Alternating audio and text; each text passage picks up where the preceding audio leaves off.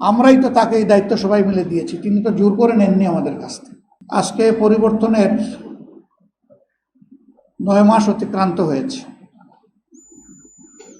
আমাদের প্রধান উপদেষ্টা বলেছেন, একাধিকবার বলেছেন,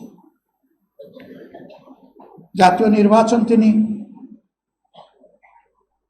এই বছরের ডিসেম্বর থেকে আগামী বছরের জুনের মধ্যে সম্পন্ন করতে চান। আমরা বারবার বলেছি, তাই তার এই কথার উপরে আমরা আস্থা রাখতে চাই এবং আস্থা রেখে এটার জন্য আমাদের বিবেচনায় সুইটেবল টাইম কি হতে পারে আমরা সেইটাও ফ্লেক্সিবলি বলেছি। আমরা তাকেও বাধ্য করতে চাই না। আমরা কেন বাধ্য করতে যাব? কারণ তিনি তো সকলদের দ্বারা সমর্থিত। আমরাই তো তাকে এই দায়িত্ব সবাই মিলে দিয়েছি, তিনি তো জোর করে নেননি আমাদের কাছ থেকে। তিনি তো আমাদের প্রতিপক্ষ না। RICL TMX, যুগের পর যুগ স্থাপনা থাকে মজবুত। তিনি এখন সরকারের অভিভাবক। এ দায়িত্ব সকল রাজনৈতিক দল এবং অংশীজন স্বেচ্ছায় আমরা তার উপর অর্পণ করেছি। আমাদের দায়িত্ব তাকে সহযোগিতা করা তার সার্বিক কাজে।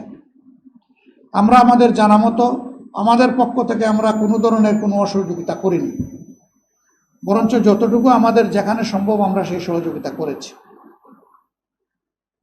অন্যান্য রাজনৈতিক অংশীজনের প্রতি, সংগঠনগুলোর প্রতি আমরা আহ্বান জানাই যে এই সরকার যেহেতু আমাদের সকলের সরকার, আসুন আমরা সবাই মিলে তাকে সহযোগিতা করি।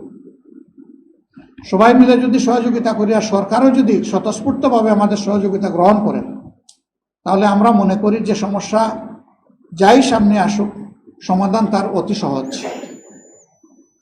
কিন্তু এইখানে বোঝাপড়ায় যদি কোনো গ্যাপ তৈরি হয় আর জাতি যদি কোনো সংকটে পড়ে, এ দায় আমরা কেউ এড়াতে পারবো না।